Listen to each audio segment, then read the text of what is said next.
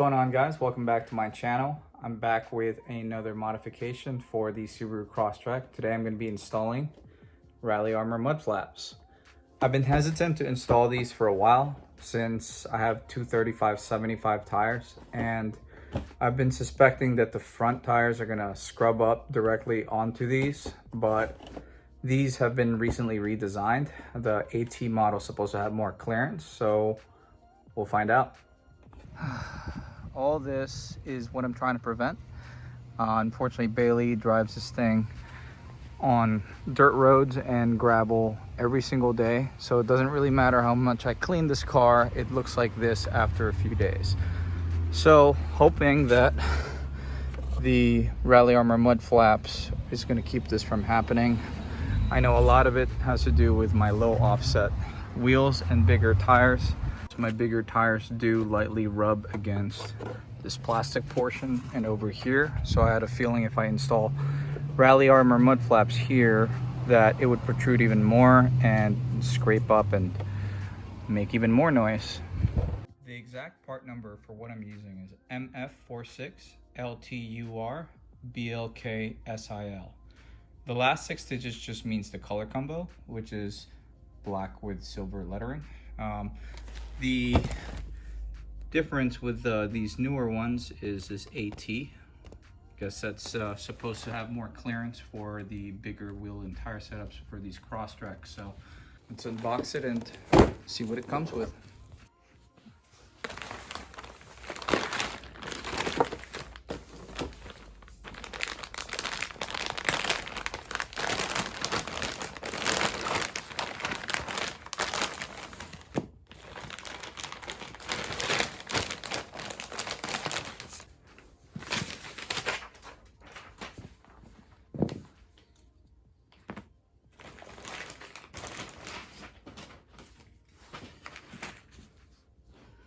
So it does come with a mounting bracket for all 4.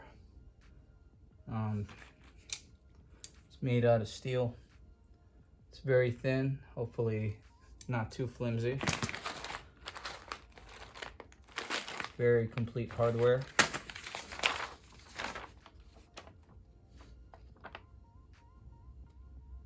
Very clear instructions, so let's get started. These instructions don't say anything about taking the wheels off. It actually says you can just turn the steering wheel towards the side that you're working on and to gain access to that hardware to remove the clips and install the bracket. I got really big tires though, so I'm not sure if this is still applicable, but I'm gonna give it a try. To help with that, if I can't fit a screwdriver, I'm gonna be using this 90-degree ratchet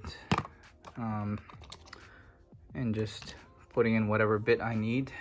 The rear brackets come perfectly straight like this, but you're supposed to, according to the instructions, you're supposed to bend it top and bottom, and then you can pre-install the clips before you put them on the car.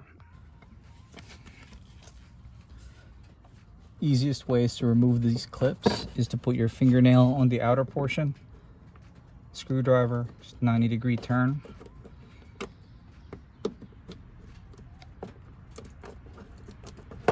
Pull out. Again, put your fingernail on the outer ring, 90-degree turn, pull out.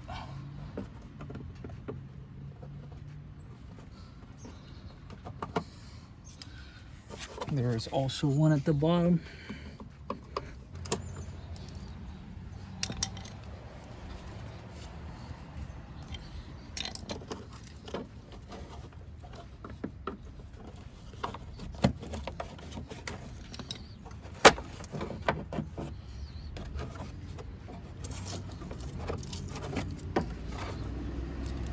Put the 3 clips facing inwards.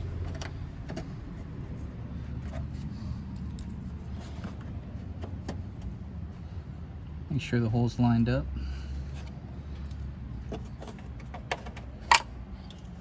Don't drop the clip.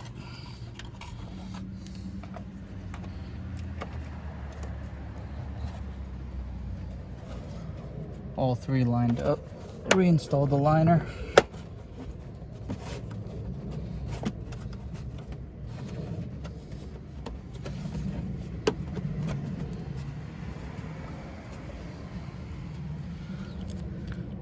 Hang the mud flap from the top screw.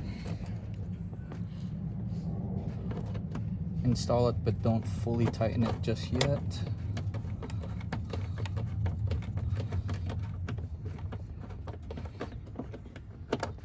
Make sure you're able to still slide this in and out.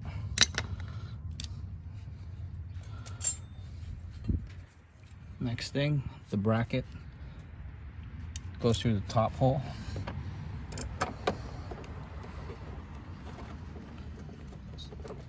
Hand tighten it for now. Bottom hole, or second to bottom hole.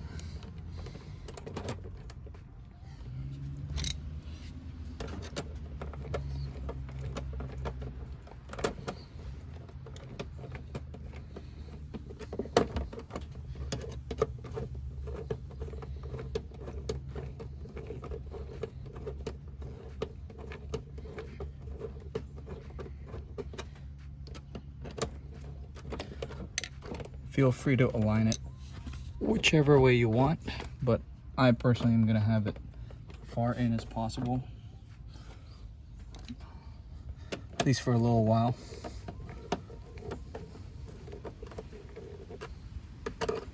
Don't over tighten these. You could definitely break these plastic washers.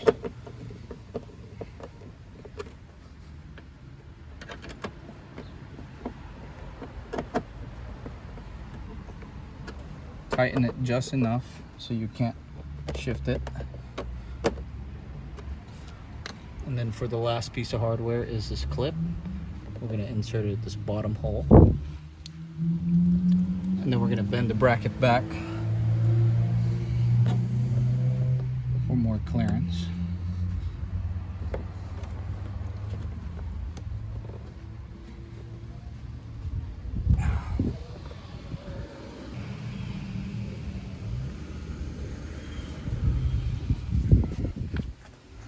There it is. Don't forget to install the one bottom clip under the side skirt.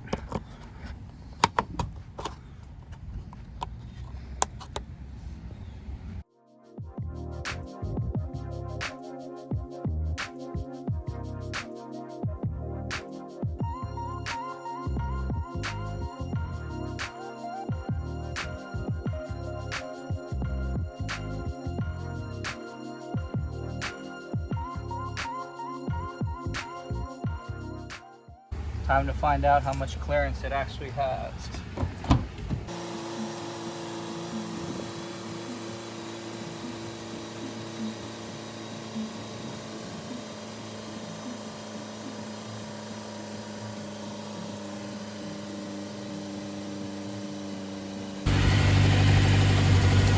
It does look like it makes light contact. We're going to start by removing the clip at the bottom of the bumper.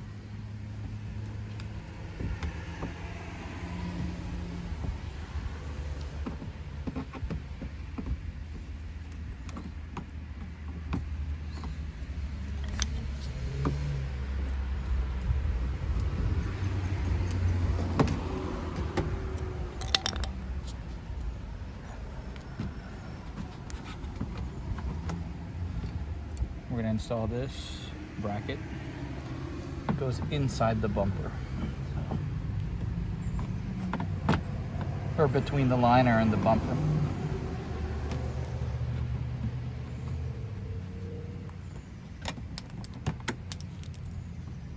Always reinstall these later.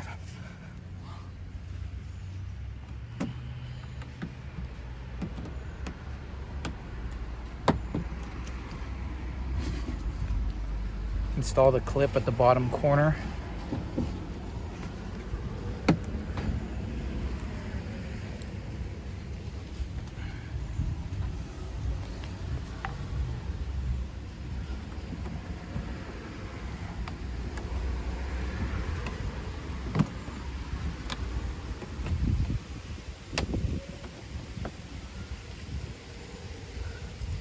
reinstall the clips.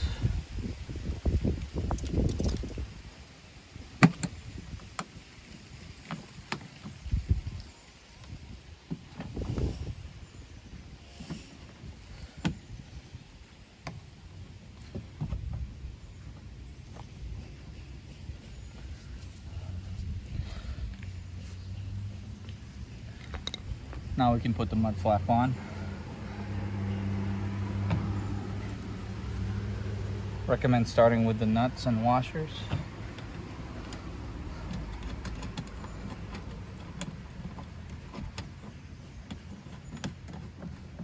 Just hand tighten them on. So one at the top, one at the very bottom.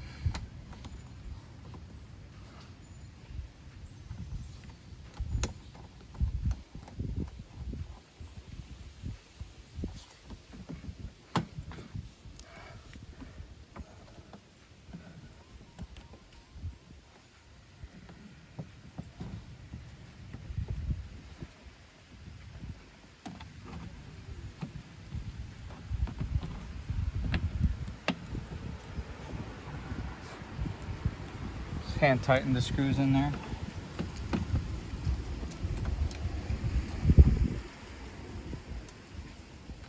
This is an 11mm.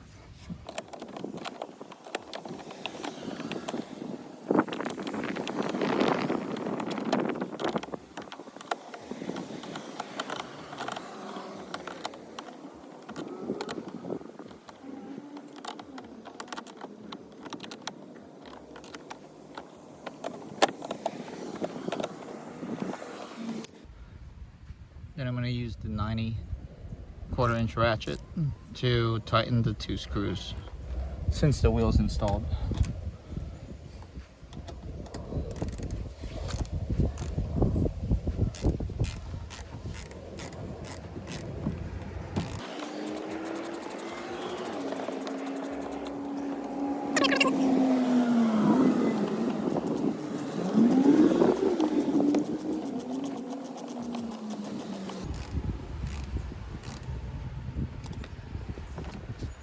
It's all done.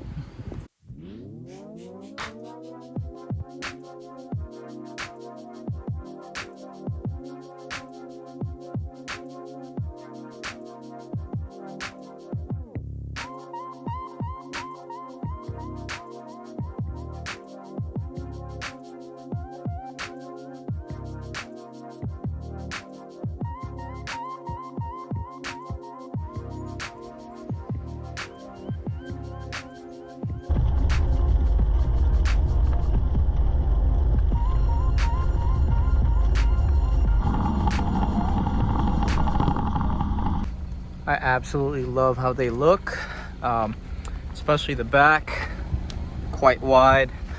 I do get a little bit of rubbing right over here when I'm braking and turning at the same time.